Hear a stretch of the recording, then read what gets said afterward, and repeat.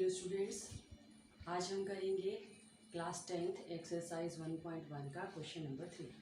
जैसा कि आप बोर्ड पे देख पा रहे हैं, स्टेटमेंट लिखी हुई है, किसी भी परेड में किसी सेना की टुकड़ी को 32 सदस्यों वाली आर्मी बैंड के पीछे मार्च करना है।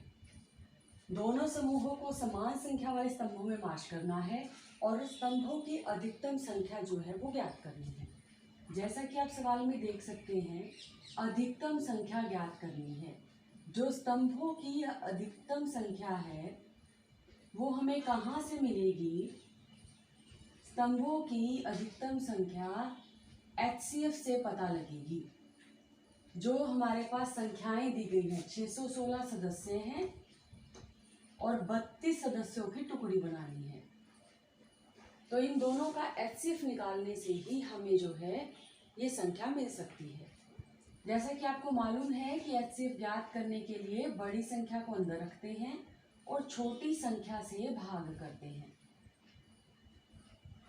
भाग किया, ऊपर 6 अंक है, नीचे ले लिया उसको। हमें तब तक भाग करना होता है जब तक कि शेषफल हमारे पास भाग देने वाली संख्या से छोटा ना हो जाए। पहले हमने भाग किया, 29 बचा था, वो छोटा था, लेकिन ऊपर 6 बाकी है। 6 को नीचे लेकर आए, फिर हमने इसको आगे चलाया, 8 हमारे पास आ गया शेषफल। जब 8 शेषफल है तो अब हम 8 से भाग कर रहे हैं। किसको? जो संख्या पहले भाग कर रही थी उसको भाग कर रहे हैं। तो हमने 32 को इससे भाग किया।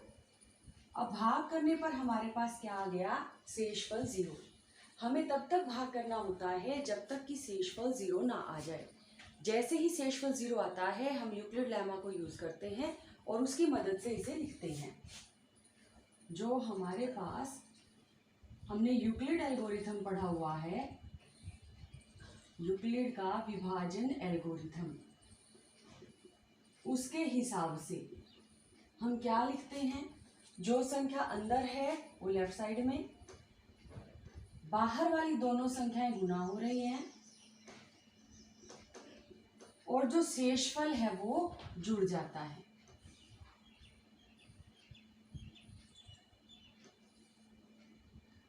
और फिर से जो संख्या बाहर है वो गुना होगी, बाहर वाली संख्याएं गुना होंगी, अंदर वाली संख्या जो है वो लेफ्ट साइड में।